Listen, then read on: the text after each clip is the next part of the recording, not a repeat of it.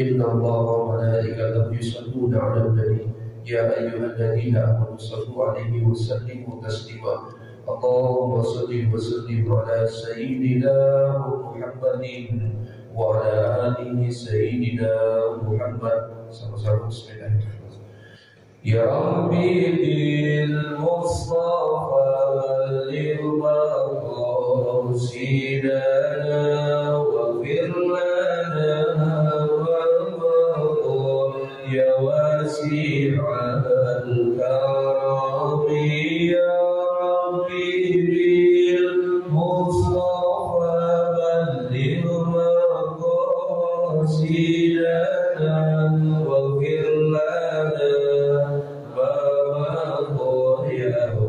wasi'al karami Muhammadun ashraful arabi wal ajami Muhammadun khairu man yamshi ala qadami Muhammadun masidul ma'rufi jami'uhu Muhammadun sahibul ihsani wal karami Muhammadun tajur ruslillahi qatibatan Muhammadun sadiqul ahwali wal karimi Muhammadun sabiqul mitsaqi hafizuhu Muhammadun qaribul akhlaqi wa syiyami Muhammadun ruwiyat min nuri didatuhu Muhammadun lam yazal nuran minal qidami Muhammadun hakimun bil adli dhu syarafi Muhammadun ma'adidul in'ami wal hikami Muhammadun khairu khalqillahi min mudari Muhammadun khairu ruslillahi kullihim Muhammadun dinuhu haqqun nadinu bihi Muhammadun mujbilan haqqan ala adami Muhammadun zikruhu kulli anfusina Muhammadun syukruhu fardun ala umami Muhammadun zinatud dunya wa jatuha Muhammadun kashiful ummati wa dhulami Muhammadun sayyidun tabat madahibuhu Muhammadun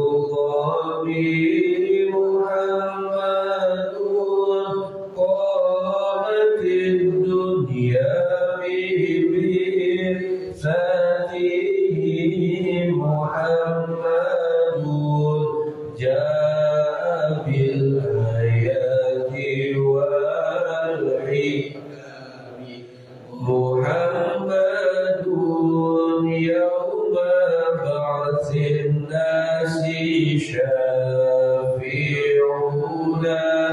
محمد نوره الهادي من الظلام محمد قائم لله ذو همام محمد خاتم للرسل كلهم يا ربي بالمصطفى بلغ مقاصدنا واغفر لنا ما مضى واسع الكرم يا ربي بالمصطفى بلغ مقاصدنا واغفر لنا ما مضى يا واسع الكرم اللهم صل وسلم على سيدنا محمد صاحب البشرى صلاة تبشرنا بها وأهلنا وأولادنا وجميع مشايخنا ومعلمينا وطلبتنا وطالبتنا من يومنا هذا إلى يوم الآخرة وصلى الله على سيدنا محمد وعلى آله وصحبه وسلم. Bismillahirrahmanirrahim. Masih dalam pembahasan bagian tentang murtad. Kalau minggu lalu kita bahas tentang murtad i'tiqad. Sekarang kita masuk pada wal-qismus tsani al-af'al, dan bagian yang kedua dari murtad itu adalah al-af'al, yaitu kategori murtad dalam segi perbuatan.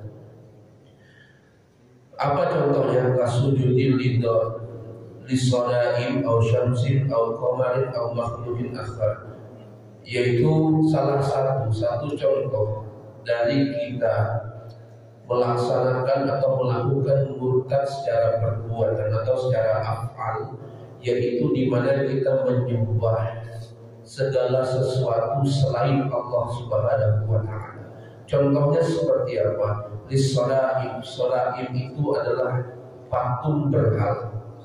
Patung berhala, atau bisa kita kiaskan. Kalau dulu adanya patung berhala, kalau sekarang bisa kita kiaskan itu kepada segala sesuatu yang katanya punya keramat.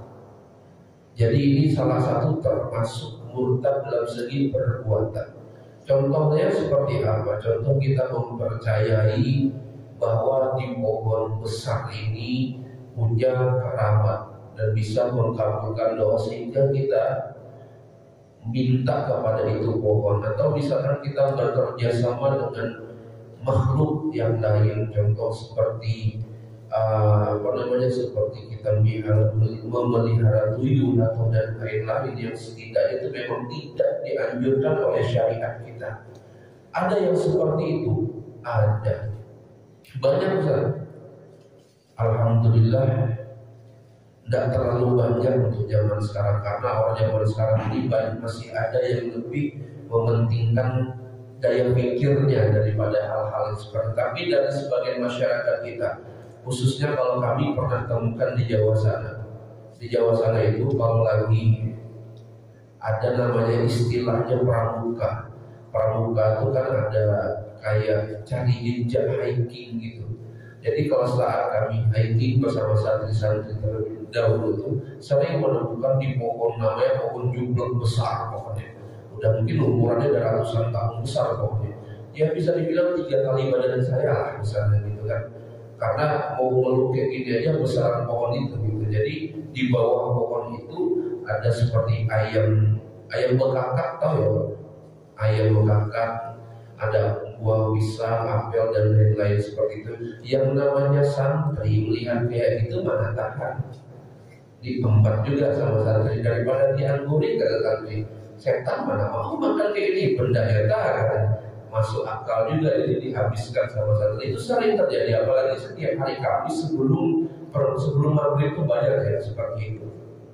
Pernah kami dialog kepada salah seorang yang udah taubat dari hal-hal seperti itu. Untuk apa? Katanya itu salah satunya ada fungsi untuk pesugihan dan lain-lain, kerjasama. Jadi ada yang namanya hal-hal kita kerjasama dengan makhluk seperti itu yang di luar kehidupan kita. Ada feedback bagi dia. Salah satu feedback yang kemarin dikatakan sama si fulan itu. Jadi dia selalu minta setiap bulan itu kayak tumbal. Cuma tumbalnya bukan manusia, kayak kambing, kayak apa di pohon tersebut. Jadi ada kerjasama seperti itu. Mudah-mudahan Tanjung Harapan hilang hal seperti itu. Yang kedua apa? Percaya kepada alam dukun. Dukun itu di Riyadhus Shalihin. Di kitab Riyadhus Shalihin, kitab hadis di Riyadhus Shalihin, itu hampir satu bab Rasulullah itu bersabda tentang jangan pernah dekati dukun. Jadi pada zaman Rasulullah sudah ada yang namanya dukun, itu sudah ada pada zaman Rasulullah. Bahkan pada zaman Nabi Allah Musa, maka Nabi Allah Musa itu salah satu mukjizatnya adalah sihir, yaitu bisa berubah tongkat jadi ular. Karena kenapa? Mukjizat itu disesuaikan pada zaman yang dihadapi para nabi. Jadi pada pengawal Fir'aun itu hebat ahli sihir memang. Jadi Nabi Allah Musa ada pada zaman Fir'aun, akhirnya Allah kasih mukjizat yang berupa sihir. Kalau sekarang jangan, tidak ada sihir di zaman sekarang, tidak ada. Adanya kalau hipnotis itu, kalau kita ambil jurusan yang namanya psikologi yang bisa mengendalikan pikiran itu, psikolog itulah pokoknya. Itu bisa dimainkan, alam bawah sadar kita itu bisa dimainkan. Itu mungkin namanya hipnotis. Tapi jangan percaya, jangan pernah nuntut. Misalkan amalan A untuk jalan di air, jangan dulu. Jadi wali itu tidak harus seperti jalan di air dan lain-lain seperti itu.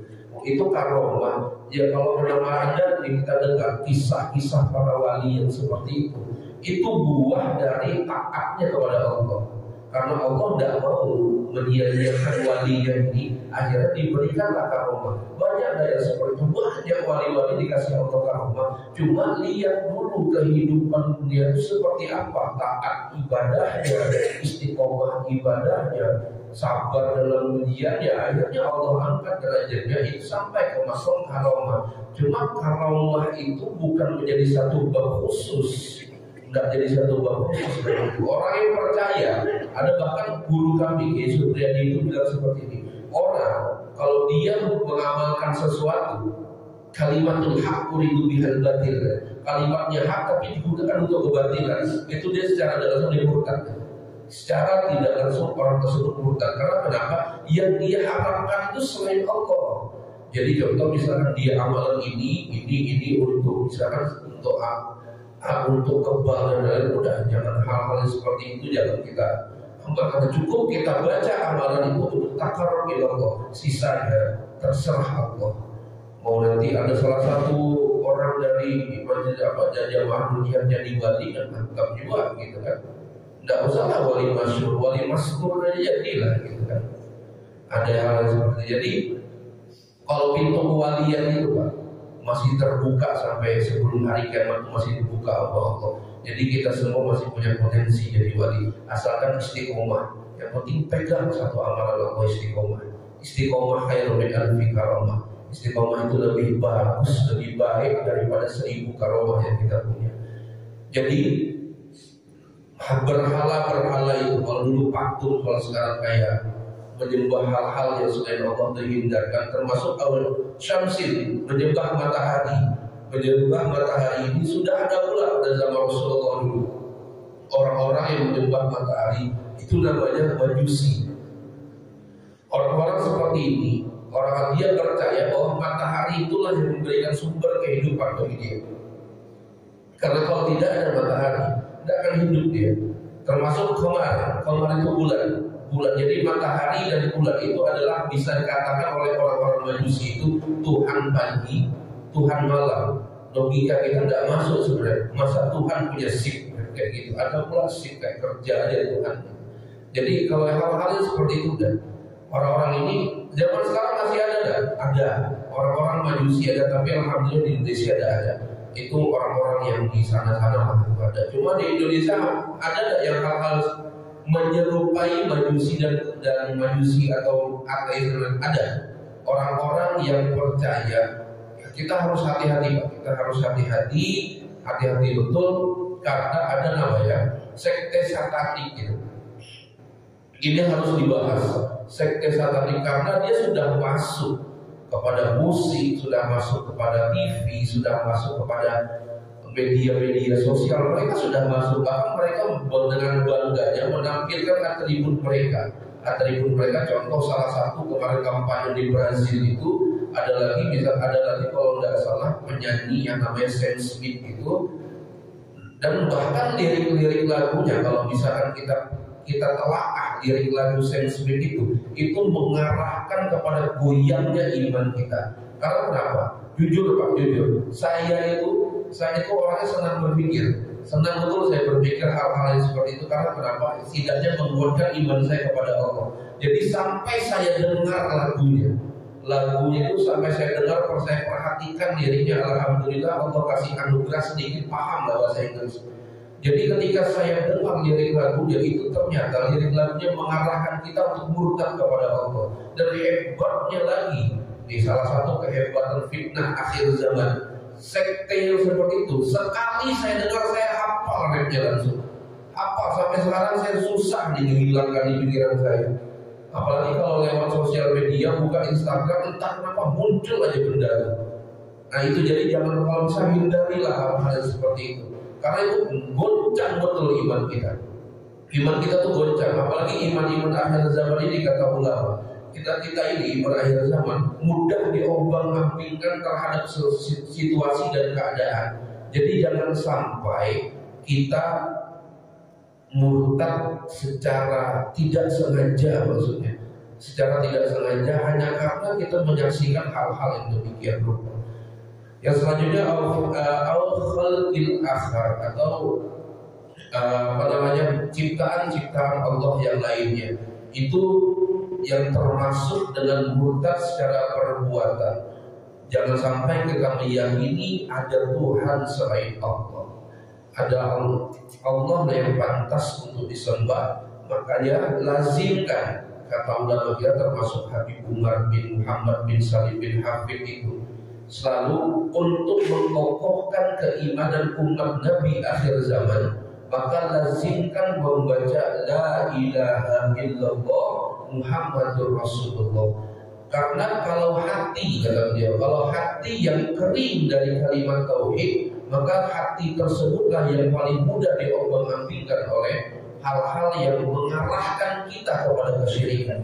Maka kalau lagi diam, lagi apa, ucap ya, bahkan pakai nada la ilaha illallah, la ilaha illallah, la ilaha illallah Muhammadur Rasulullah.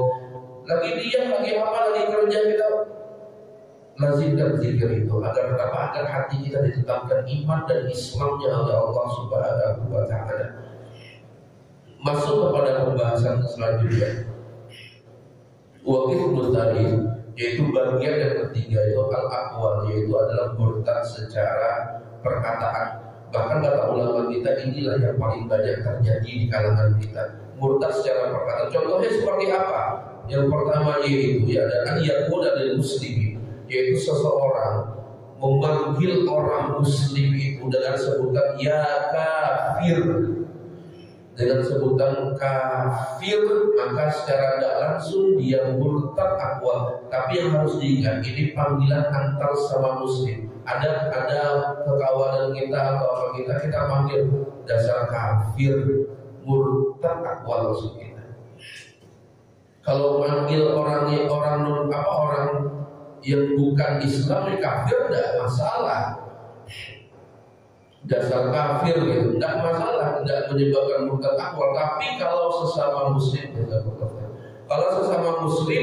bercanda kita kepada sekawan kita kepada dasar kafir, apalagi emosi meledak-ledak, itu lisan itu susah buat ditahan. Maka hindari kata-kata ya kafir, Yahudi, Nasrani.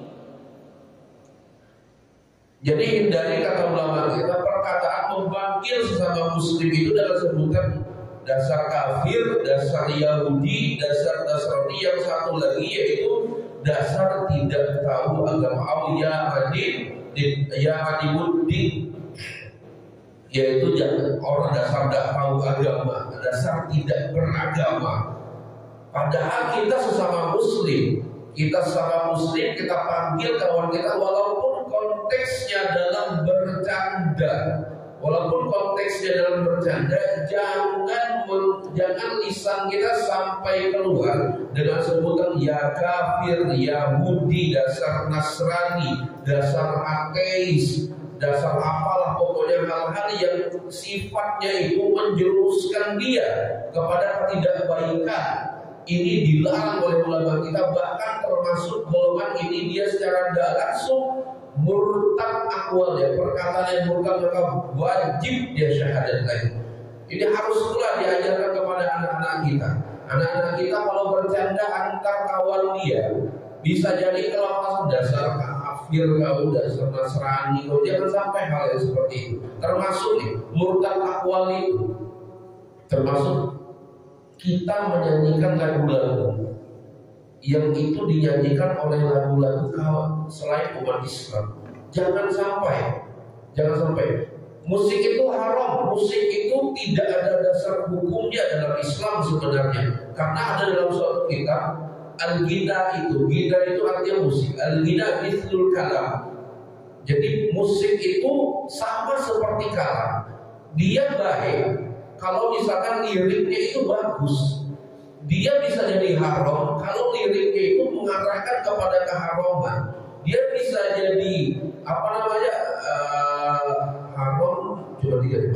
bisa jadi mubah kalau liriknya tidak mengandung unsur-unsur yang melalaikan kita, yang menyesatkan kita. Musik itu hukumnya itu bisa berubah-ubah. Bisa jadi haram kalau misalkan kita dengarkan, akibat kita mendengarkan musik itu tidak sholat kita, itu yang bisa jadi haram. Kalau misalkan sekadar untuk apa, tidak masalah. Bahkan Ustaz Somad pun pernah menjelaskan bab musik ini, Buya Yahya pernah menjelaskan bab musik ini. Tergantung kita. Kalau cuma sekadar mendengar, jangan sampai penikmat lah. Penikmat dalam arti kata kita, musik itu jadi salah satu, kalau kita belum dengar musik itu ada yang kurang rasanya di hati kita. Nah ini jangan sampai hal-hal seperti itu terjadi. Makanya banyak Pak. Ini salah satu kenapa ulama-ulama Jawa, habaib Jawa itu mensyairkan, menhadrahkan atau menghabsikan selawat-selawat agar kenapa? Agar orang lebih baik. Kalau ada salah satu habaib yang ulama mengatakan seperti ini, lebih baik kita gila karena berselawat sama Rasulullah daripada kita gila nyanyi dengan musik. Lebih bagus kita gila karena dianggap gila karena berdendang selawat kepada Rasulullah daripada kita gila bernyanyi-nyanyi tidak penting. Bukan tidak boleh, silahkan. Kami pun suka mendengarkan nyanyian, tapi jangan sampai melalaikan.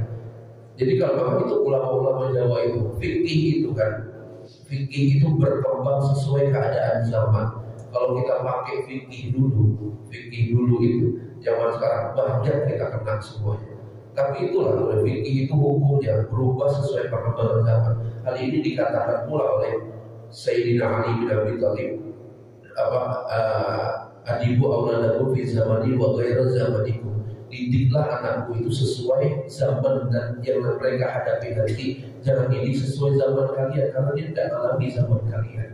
Artinya hal yang udah syariat tetap hukumnya syariat, tidak bisa berubah. Cuma keadaannya nanti ada beberapa unsur saja ya sebenarnya. Nah yang selanjutnya apa? Wa kana yaqulu law amaralillah bikada lam af'alu. Andaikan Allah memerintahkanku, maka takkan pernah aku kerjakan. Jangan sampai keluar seperti itu. Allah nih, kalau zaman sekarangnya bahasanya seperti ini Pak. Allah perintahkan kita untuk mengerjakan sholat, mengerjakan puasa. Ada kawan kita bilang, yuk sholat ke masjid. Aku belum lagi sholat, belum siap, belum suci. Murtad aku oleh. Atau yuk puasa Ramadan, jangan sampai kita batal karena Ramadan cuma 1 tahun sekali. Belum sanggup lagi aku puasa, merasa belum pantas aku lagi untuk beribadah kepada Allah. Justru ibadah itu yang menjadikan kita baik. Karena beribadah itu kita butuh ibadah. Jangan sampai hal-hal seperti itu. Jadi kalau zaman dulu kalimatnya yang digunakan adalah, andaikan Allah memerintahkanku untuk mengerjakan satu ibadah, tidak akan aku kerjakan. Dan seperti itulah. Kalau logika sederhananya bakal bisa masuk Pak. Andaikan kita punya bos, kita punya atasan nyuruh kita buat misalkan Nanda kerjakan ini, awalnya dengan santai ngomong, tidak akan aku kerjakan perintahmu. Iya, ditempelin bos yang ada. Gitu juga Allah. Coba Allah baik Allah itu. Gimana dakwahnya? Gimana logikanya tidak akan masuk kalau misalkan kita mengatakan Allah itu tidak adil. Kita berbuat dosa setiap hari kita berbuat dosa sama Allah. Allah itu dengan lebar lapang dada ya menerima. Yuk taubat, aku tunggu taubatmu, aku tunggu. Ayo taubat. Masih dikasih kita rezeki, masih dikasih kita oksigen untuk bernafas, masih sempurna badan kita. Bahkan ada seorang yang nanya kepada kami malam minggu kemarin itu nanya begini, Allah itu egois karena cuma kita menjalankan perintahnya, tapi dia tidak ada feedbacknya kepada diri kami. Jadi Allah itu egois datang. Jadi terjawab sama kami. Alhamdulillah Allah bimbing kami untuk menjawab hal seperti itu. Kita bilang, tidak usah jauh-jauh mengkaji rezeki. Tidak usah jauh-jauh mengkaji rezeki dari Allah. Lihat badan kita. Letak sebelah mana yang tidak mengajarkan kita bersyukur kepada Allah. Andaikan Allah patahkan kaki kita satu, berapa banyak biaya yang keluar. Kesempurnaan Allah cabut dari salah satu anggota tubuh kita. Bagaimana kita? Maksimalkah kita melaksanakan segala sesuatu? Tidak usah jauh-jauh untuk bersyukur kepada Allah. Lihat diri kita semua. Nih mata melihat sekeliling dengan indahnya ciptaan Allah. Allah bukakan satu enak dan lihat. Hidung 2 lubang, Allah tutup satu lubang yang nyaman hadapi. Saya Pak, saya penyakit polip. Saya punya penyakit polip di atas sinusitis sedikit. Jadi ada yang namanya daging tumbuh menutup ini. Makanya suara saya terus bindeng terus sekarang. Ini udah 7 tahun lebih. Pernah saya operasi digunting ke polip, tumbuh lagi 2 kali. Saya operasi lagi, tumbuh lagi, dan muyak saya biarkan lagi. Akhirnya dia berkembang. Jadi lubang hidung sebelah kanan saya ini tidak bisa narik nafas, cuma sebelah kiri yang berfungsi. Jadi tertutup semua lubangnya dengan daging tumbuh. Kalau tidak salah kanker ya polip Pak ya, kanker. Jadi pernah dioperasi 2 kali, tumbuh lagi, dan kalau kata dokter itu penyebabnya itu entah debu entah apa gitu. Kalau tidak salah saya ini kan debu katanya. Jadi tertutup ini. Nah kalau dia tidak sakit ya, diginikan pun tidak sakit. Tapi untuk nafas itu sudah kurang. Segini aja Allah kasih ujian. Allah titipkan penyakit polip ini. Susah saya bernafas. Makanya kalau imam udah rakaat kedua, itu udah engap dari dulu. Dari badan saya itu masih berat 90, udah kayak gitu dah. bukan sekarang aja. Jadi pas udah rakaat kedua itu sesak nafas. Karena saya nafas itu dibantu dengan mulut. Kalau udah kesumbat satu udah susah saya nafas dalam hidup. Nih, kata beliau, letak mana yang mengajarkan saya tidak bersyukur kepada Allah? Satu, diuji sama Allah lubang hidung sebelah kanan, diuji sama Allah, susah saya nafas.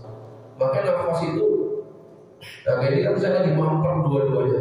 Nafas itu dalam mulut, itu tidak enak dalam mulut itu nafas. Nah, maka itu, jadi tidak perlu lah kita letak mana kita mengatakan Allah itu egois, sedang kita diciptakan dengan luar biasa gitu. Nah, hati-hati hal yang seperti itu. Yang ketiga, law sharatil qiblah fi jihadi kadama ma salaitu alaiha. Jadi andaikan Allah merubah kiblat, misalkan ke Masjidil Haram, Allah balikkan ke Masjidil Aqsa, maka saya tidak mau sholat. Bahasa sekarangnya, aku tidak mau sholat. Bahasa sekarang seperti itu. Aku tidak mau sholat, tidak mau. Kalau tidak tahu kiblat, aku tidak mau sholat. Anggaplah kita ada berada di gunung atau di mana, kita tidak tahu arah kiblat bagaimana, kita pun tidak tahu kayak mana cara hukum mengetahui kiblat. Kompas tak ada, HP mati segala macam, waktu sholat sudah tiba, maka sholat aja itu berlaku. Sholat aja, kemana kau menghadap, pasti kau menghadap Allah, kata ulama kita. Kemanapun kita menghadap, sebenarnya kita menghadap Allah. Kalau misalkan dalam keadaan seperti itu, jangan kita tahu kiblat menghadap ke lain pula kita. Ada pernah terjadi di Masjidil Haram, pernah terjadi di Masjidil Haram, Ka'bah itu di depan, bisa-bisanya dia sholat ke sana. Ada pula orang kayak gitu. Saya lihat kenapa seperti itu ya? Bahkan dia bilang, saya lihat Ka'bahnya di situ, katanya. Jelas-jelas kita lihat Ka'bah depan sini, gitu kan? Allah Akbar. Jadi saya bilang, Pak, ya cepat-cepat istighfar kepada Allah, salat taubat. Kita arahkan kembali dia ke kiblat itu, salat taubat, baru melihat Allah Akbar, tertangis dia. Ada hal seperti itu, ada yang seperti itu. Jadi itulah taubat itu, kalau bisa jadi amalan kita. Jadi amalan kita, taubat, istighfar, ini satu paket tidak bisa dipisahkan. Rasulullah itu istighfarnya 70 kali minimal dalam satu hari, maksimalnya tidak terhitung. Setidaknya kita ambil sunnahnya Nabi 70 kali lah kita. Kalau misalkan dalam sholat, baca kita istighfar 33 kali aja setiap sholat subuh, 33 sholat subuh 33, kita ikuti 33 sehari udah berapa. Jadi kalau bisa taubat itu jadi salah satu amalan kita. Sebelum tidur sholat sunnah taubat dulu. Sholat sunnah taubat, nanti kita bangunkan sama orang rumah atau kita berdoa sama Allah, ya Allah bangunkan saya mau qiyamul lail, saya mau tahajud. Insya Allah terbangun. Jangan tepuk-tepuk bentar, tak bentar bangunkan urut lah jam 3. Ada kayak gitu tuh sebenarnya. Ada kayak gitu. Jadi minta sama Allah. Kalau mau yang mantap lagi Pak, kalau yang mantap lagi, amalkan Bismillahirrahmanirrahim 11 kali sebelum tidur atau 21 kali sebelum tidur.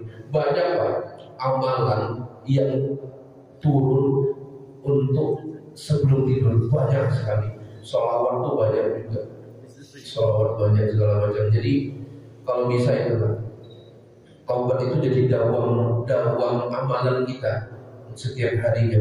Yang selanjutnya, law akhadha lillahi bitarki shalah ma'ana ma ada fihi min maradin zalamani. Jadi jika Allah menyiksaku karena aku meninggalkan sholat sebab aku ini lagi sakit, maka kita beranggapan Allah itu zalim sama kita, Allah itu tidak ngerti sama kita. Jadi jangan sampai ada kalimat-kalimat seperti contohnya kayak gini, aku ini sakit, tidak apa-apa lah, tidak sholat. Nah, kayak itu kalimat zaman sekarang. Jangan muncul di kalimat-kalimat yang seperti ini. Bahaya kalau sampai muncul seperti itu. Karena bahkan sakit aja, kami pernah praktekkan. Kalau sakit kayak mana, gimana cara sholatnya, kami pernah praktekkan. Mau berbah kita, mau duduk kita, mau apa, yang penting kita sholat. Jangan pernah kita tinggalkan sholat. Hatta walaupun stroke, sekalipun kita stroke, minta sama keluarga kita, minta dudukkan kita. Kalau nggak bisa minta tayamumkan kita. Isyarat sholatnya, isyarat mata sholatnya, pakai isyarat sah sholatnya kata Allah. Karena memang nggak bisa gerak, namanya stroke. Isyarat, pakai isyarat kita sholat. Jadi jangan sampai segini makomnya itu, sholat itu tidak boleh ditinggal oleh. Karena awalu mayuhasabu bihil abdi yaumal qiyamah as-sholat. Yang pertama kali dihisab Allah itu sholat. Bahkan ada orang dengan bangga yang mengatakan, saya tidak sholat, tapi saya sedekah, saya ini, saya berbuat baik, sama tetangga segala macam. Nol. Kenapa? Puncaknya itu, puncak ibadah itu ya sholat. Puncuk dari ibadah itu sholat. Akar lah bahasa kita. Akar itu sholat sebenarnya. Kalau akar tak muncul, tanaman tak hidup. Begitu juga kalau tidak sholat, amal itu sudah ternilai sama Allah. Tapi Allah kasih rezeki, hati-hati. Kalau Allah kasih rezeki sedangkan kita tak menjalankan ibadah kepada Allah, bisa jadi itu istidrak kepada kita. Allah melancarkan semua rezeki kita, permintaan kita Allah kabul semua di dunia. Bahkan Pak, suatu ada ulama yang mengatakan nikmat akhirat yang seharusnya kita dapat di akhirat itu ditumpahkan Allah ke dunia. Jadi mau ngomong apa kita lagi nanti di pada mahsyar kita nanti akan menuntut, ya Rabb, aku sedekah, aku ini. Apa kata Allah? Puncak atau akar dari ibadah tak kau lakukan, maka kau istidrak melimpahkan semua nikmat akhiratmu di dunia. Rasakanlah situ. Tidak ada kata-kata taubat di pada mahsyar. Tidak ada ibadah di pada mahsyar. Bahkan ketika Rasulullah sujud, kaum kafir itu, kafir Quraisy itu, di pada mahsyar menemui baginda Rasulullah. Ya Rasulullah, mintakan ampun kepada Allah untuk kami. Kami bertaubat ya Rasulullah. Di pada mahsyar Rasul ini punya sifatnya itu luar biasa, rahmatan lil alamin. Sujud Nabi. Ya Allah, ini ada orang mau taubat ya Allah, mau kembali kepada Islam. Di pada mahsyar Rasul sujud, apa kata Allah? Ya Muhammad, angkat kepalamu. Kenapa ya Allah? Sekarang tidak ada waktu untuk beribadah, untuk taubat. Sekarang waktunya yang mereka tanam, yang mereka panen. Jadi mau cari kemana lagi kaum kafir itu? Tidak bisa taubat. Sampai Allah, satu riwayat mengatakan untuk kaum kafir itu, Allah merasakan tuh panasnya neraka jahanam kepada mereka. Allah rasakan panasnya neraka jahanam sehingga mereka ketakutan. Hebat sujud mereka, bersyahadat asyhadu an la ilaha illallah wa asyhadu anna muhammadar rasulullah. Allah berpaling dari mereka. Karena kenapa? Udah dikasih 63 tahun, 65 tahun, 90 tahun kau hidup, kata Allah. Aku tunggu kau berwudu, aku tunggu kau memeluk Islam. Tidak kau indahkan tanda-tanda yang aku berikan kepadamu, yang tak mula lagi. Akhirnya dicabut dalam keadaan kafir. Orang-orang kafir itu Allah kasih rezeki itu salah satu adilnya Allah. Tapi Allah tunggu dia Islam sebenarnya. Karena Islam itu agama pilihan. Wallahu a'lam bishawab.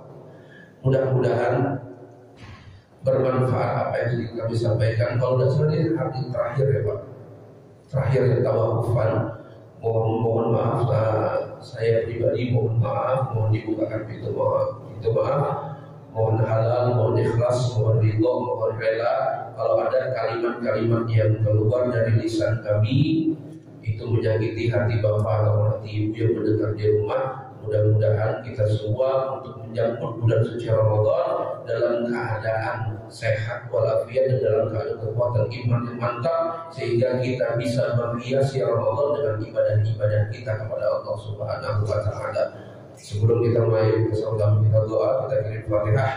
Mudah-mudahan kita disehatkan badan kita sehingga kita bisa beribadah dengan baik di bulan suci Ramadan, dan mudah-mudahan kita tergolong sebagai orang-orang yang dinisbatkan sebagai orang-orang bertakwa di sisi Allah Subhanahu wa taala. Begitu seluruh keluarga-keluarga kita dan anak-anak kita, mudah-mudahan seluruh apa yang kita inginkan dikabul oleh Allah Subhanahu wa taala. Al-Fatihah bidatul madhkur wal mawsul wa ila hadatir rasul bidatul madhkur. Al-Fatihah. A'udzu billahi minasyaitonir rajim. Bismillahirrahmanirrahim. Alhamdulillahi rabbil alamin arrahmanir rahim maliki yaumiddin. Iyyaka na'budu wa iyyaka nasta'in ihdinas siratal mustaqim siratal ladzina an'amta 'alaihim ghairil maghdubi 'alaihim waladdallin. Amin ya rabbal alamin. Bismillahirrahmanirrahim. Alhamdulillahirabbil alamin. Hamdan nafi'an yu'minu wa yukafi'u mazida. Ya rabbana lakal hamdu kama yanbaghi li jalali wajhika al-karim ya 'azim sultani. Allahumma shalli ala Muhammad salatan tanfa'una biha natuna wa ta'ud. Ya man amara bi idza syai'an yakuna lahu kun fayakun. اللهم اجعلنا وعلى من اهل العلم واهل الخير من اهل الاستقامه من اهل القران العظيم واخلاق الكريم يا الله يا رب العالمين. نسالك علما نافعا وعملا متقبلا ورزقا كثيرا حلالا طيبا وخلقا حسنا وارزقنا واياهم فهم النبيين وحفظ المرسلين والهام الملائكه المقربين في عافيتي يا ارحم الراحمين. اللهم بارك لنا شعبا وبلغنا رمضان واحسن مقاصدنا يا رب العالمين. وصلى الله على سيدنا محمد النبي الأمي وعلى آله وصحبه وسلم. سبحان ربك رب العزة عما يصفون وسلام على المرسلين والحمد لله رب العالمين. سبحانك اللهم وبحمدك أشهد أن لا إله إلا أنت أستغفرك وأتوب إليك وأقول السلام عليكم ورحمة الله وبركاته.